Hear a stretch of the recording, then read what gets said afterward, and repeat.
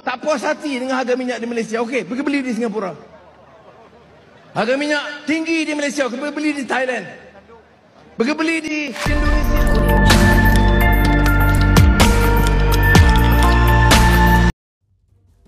Kementerian Kewangan MOF baru-baru ini mengumumkan bahawa harga runcit petrol RON 95 tanpa subsidi ditetapkan pada harga RM2.60 seliter untuk tempoh 30 September sehingga 8 Oktober 2025. Walau bagaimanapun, melalui pelaksanaan program Budi Madani RON 95, warga negara Malaysia yang layak masih boleh membeli RON 95 pada harga bersubsidi RM1.99 seliter dengan subsidi sebanyak 61 sen seliter terhad kepada 300 liter sebulan. Bersamaan, manfaat maksimum 183 sebulan bagi setiap individu. Pengumuman itu terus mencetuskan gelombang kecaman di media sosial. Ramai menyuarakan rasa tidak puas hati terhadap syarat kelayakan dan pendekatan penyasaran subsidi. Ada yang mempersoalkan mengapa perlu lesen memandu sah untuk menikmati subsidi, sedangkan ketika pandemik 2020, ramai yang tidak dapat memperbaharui lesen. Mereka menganggap syarat ini membebankan rakyat. Sebahagian warga maya pula membangkitkan isu bagaimana pula dengan pengguna bot di sungai yang tidak memiliki lesen memandu kenderaan darat. Adakah mereka turut dinafikan subsidi minyak? Menerusi satu klip video, Perdana Menteri Datuk Seri Anwar Ibrahim dikritik kerana sebelum ini pernah menjanjikan harga minyak turun, tetapi kini hanya dikatakan turun 6 sen sahaja, menambahkan lagi rasa kecewa rakyat. Langkah kerajaan mengekalkan harga RM2.60 seliter tanpa subsidi dengan penyaluran subsidi terhad melalui Budi 95 dilihat tidak memuaskan hati ramai pihak. Walaupun kerajaan menegaskan pendekatan ini untuk memastikan ketelusan dan mengekang ketirisan, suara rakyat di media sosial jelas menunjukkan mereka mahukan penyelesaian lebih adil dan praktikal.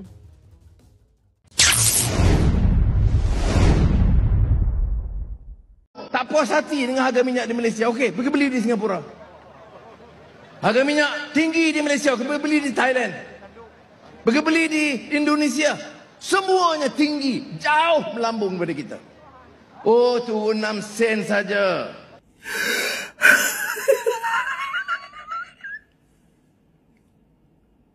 Teratur je jawapan. Teratur je jawapan. Daripada mulut seorang Perdana Menteri terbaik dunia. Walanun lah ya duk abang lagu tu. Takkan kok bagi jawapan macam tu, lekehnya. Ini sama macam dulu kan. Dulu dia duk kata kat Ahmad Maslan. Alah ni depa pula hari tu depa kata apa? Kalau ayam mahal jangan makan ayam. Ni jawapan level-level tu lah ni. Kalau minyak Malaysia mahal, pergi beli minyak dekat Singapura. Kalau minyak Malaysia mahal, rasa mahal, pergi beli minyak kat Thailand. Kalau minyak kat Malaysia ni abang rasa mahal, pergi beli minyak dekat Filipina. Macam tu ke jawapan? Aduh, awak bagi jawapan bodoh. Saya tengok dalam seminggu dua ni kan saya tak main TikTok sebab saya sibuk membaca buku. Buku tu tebal tapi adalah orang mainkan balik video-video lama saya. Itu bila video 2 bulan saya kot berkenaan saya cakap yang nak pergi ambil minyak pakai IC tu kan. Yang saya cakap dengan apa benda ni nak suruh ni kan. Dia orang main dengan balik video tu. Video 2 bulan lepas, tak salah saya, masa Perdana Menteri ke kerajaan ni umumkan untuk minyak turun 6 sen, lepas tu kena beli minyak pakai IC, ingat tak?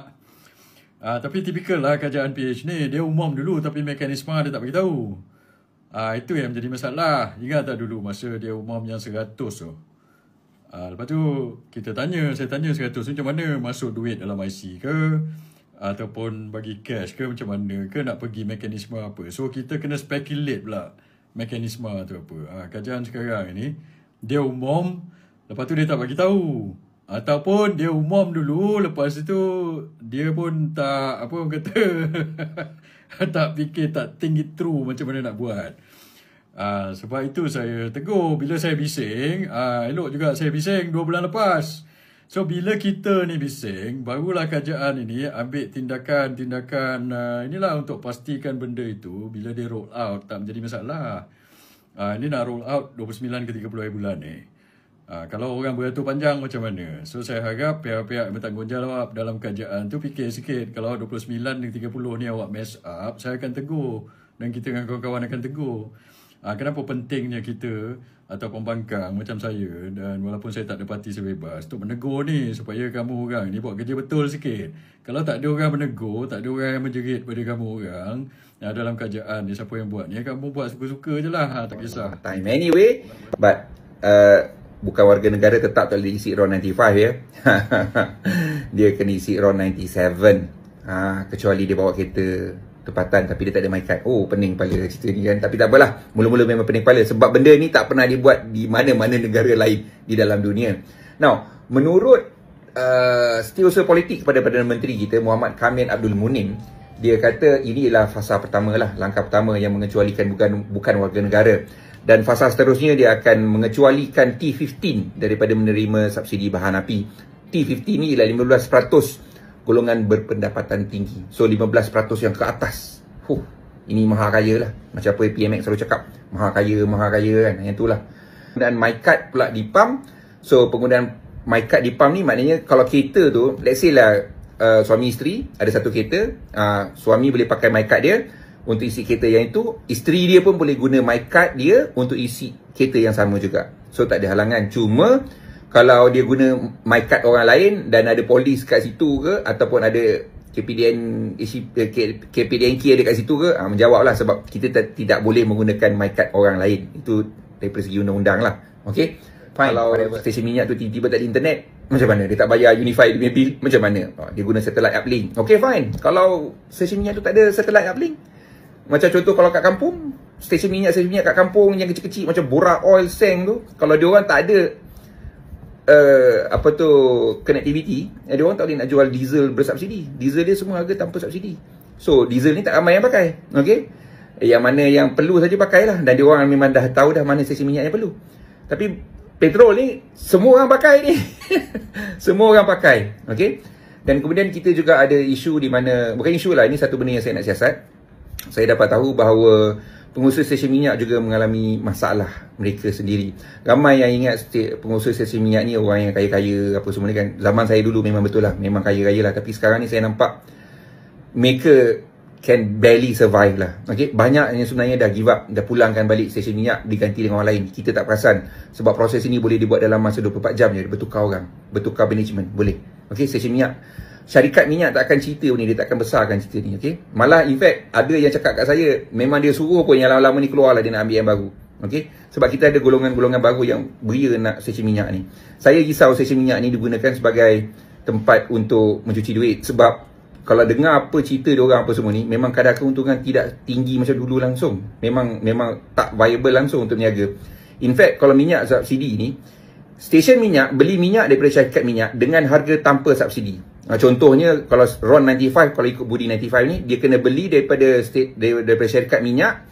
Stesen minyak kena beli minyak daripada syarikat minyak dengan harga RM2.60. Engkau datang cocok my card, kau boleh beli dengan harga RM1.99. So dia kena jual kat kau dengan harga RM1.99. Baki tu dia kena claim, stesen minyak akan claim nanti. So there is a huge amount of money yang dia kena floatkan dulu.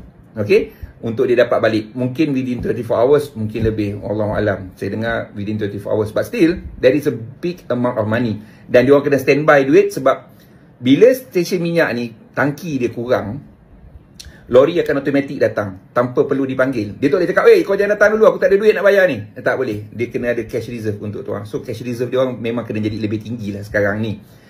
This is very interesting, I'm telling you. Okay? Puas hati dengan harga minyak di Malaysia. Okey, pergi beli di Singapura. Harga minyak tinggi di Malaysia. Pergi beli di Thailand. Pergi beli di Indonesia. Semuanya tinggi. Datuk Seri, hari ni Datuk Seri, apa yang Datuk Seri jelaskan dulu, dorang pakai balik Datuk Seri.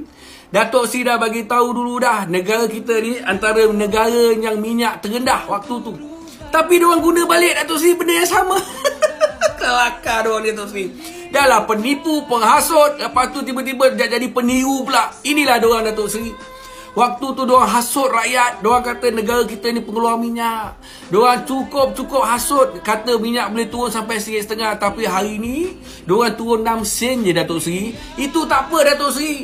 6 sen dicatu je pula 300 liter. Tak cukup dengan 300 liter. Dibagi dia pula kepada mereka-mereka yang mempunyai lesen memandu yang sah. Zaman Datuk Seri tak ada benda ni semua. Datuk Seri faham kesusahan rakyat, nadi rakyat, apa yang rakyat perlukan. Datuk Seri bagi. Tak ada kira asalkan untuk rakyat. Tapi yang ini Datuk Seri dah lah ditekannya 300 liter. Dia bagi pula 6 sen. Lepas lebih daripada 3 liter kena bayar RM2.60. Tak cukup dengan tu Datuk Seri buat statement Datuk Seri. Datuk Seri dengar ni. Negara kita adalah negara yang paling berani menurunkan harga minyak pada waktu ini sebanyak 6 sen. Zaman Datuk Seri dulu 40 sen, 50 sen, 30 sen, 60 sen Datuk Seri. Tapi diorang punya bangga sekali 6 sen. Tu dia. Okay. RON 95. Sudah ulas panjang lah apa matlamat dia apa semua kan. Kemudiannya bila kita tengok perbincangan daripada ramai rakyat Malaysia, mereka-mereka yang buat kira-kira apa semua, jadi kita dapatlah jawapan yang sebenar-benarnya. Apa jawapan sebenarnya? Tahun lepas boleh pergi dekat ChatGPT tanya, boleh pergi dekat Google tanya. Tahun lepas Anwar bagi tahu RON 95 akan dinaikkan.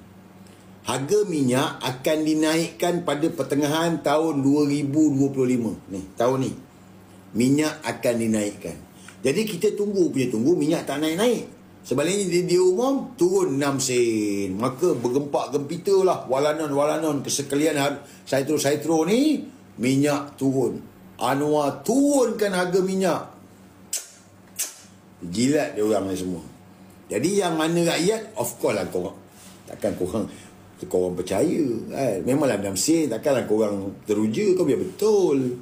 Tapi walanon lah. Media-media mainkan janji Anwar Ibrahim turunkan minyak 6 sen. Bla bla bla bla bla. Tapi bila kita tengok balik, bila ada rakyat Malaysia yang buat kira-kira apa semua, apa gampang lah. Betul yang dia kata tahun lepas RON 95 akan dinaikkan, maka dia naikkan harga.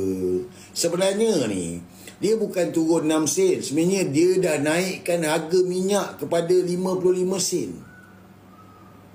Dia naikkan harga minyak tu sebenarnya. So tak ada orang yang terkecuali yang sebenarnya.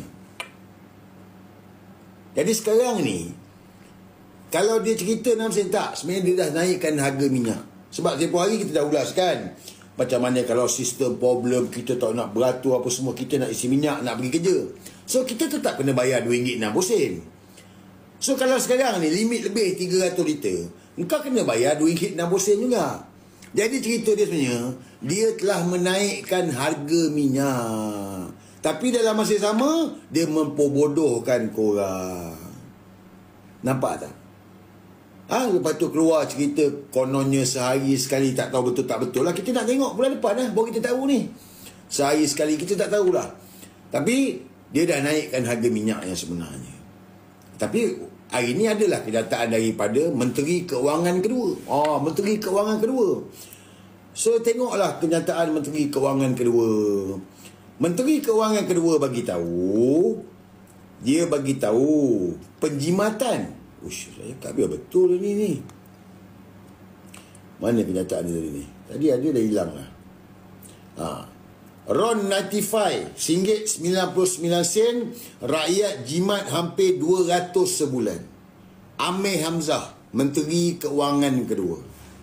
Guys, engkau tengok Menteri Keuangan kedua ni sama spesies tak dengan Anwar Ibrahim?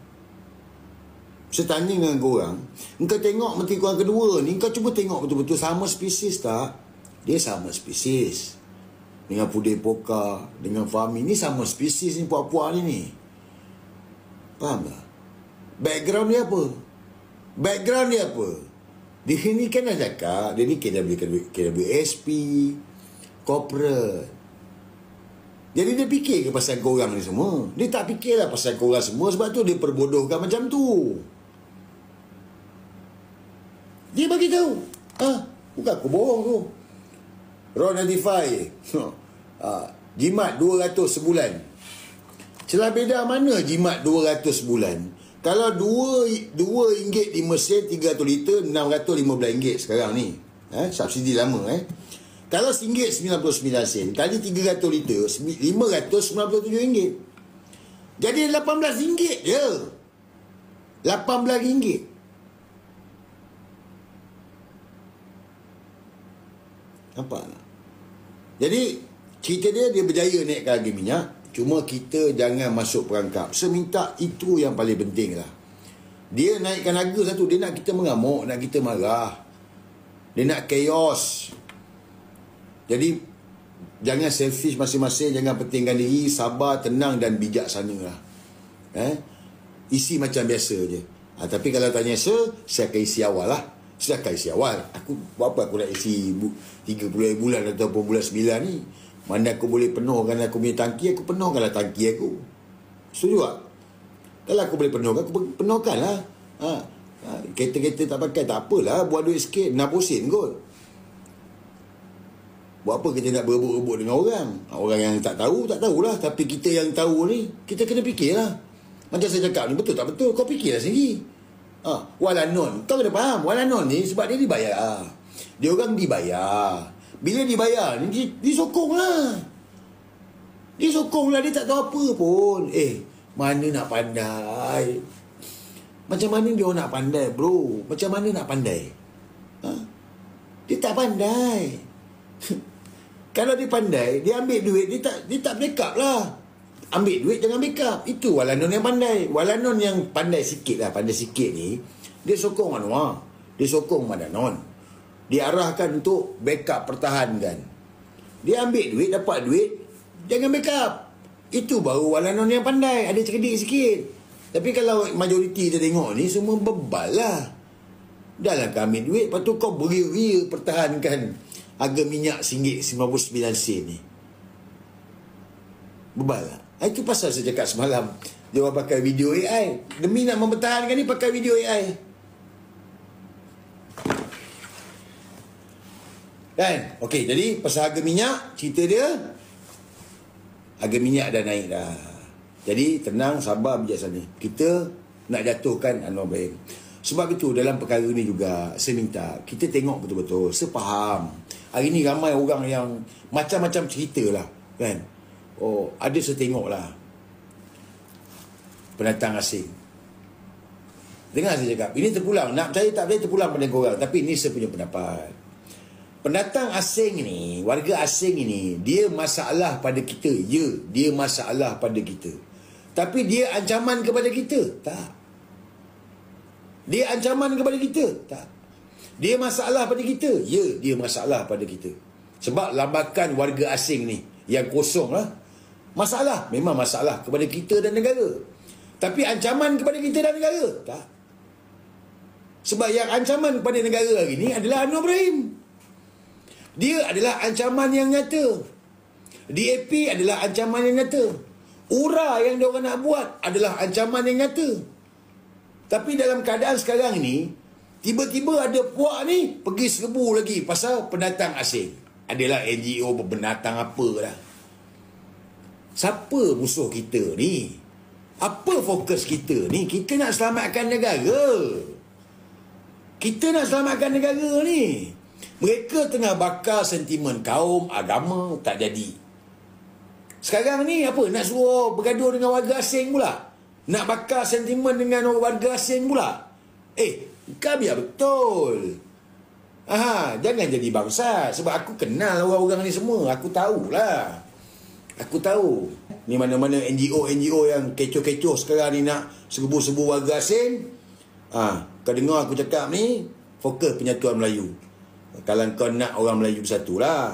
Tapi kalau kau sibuk dengan kerja kau ni, confirm lah, dibayar lah. Itu je saya nak ingatkan korang ni. Kalau sibuk tengah orang nak selamatkan negara ni, dengan isu tengah banyak ni, raw notify lah, hapus semua ni, dia duduk sibuk dengan warga asing, bayar. Ada orang bayar. fikir-fikirkan. Okey?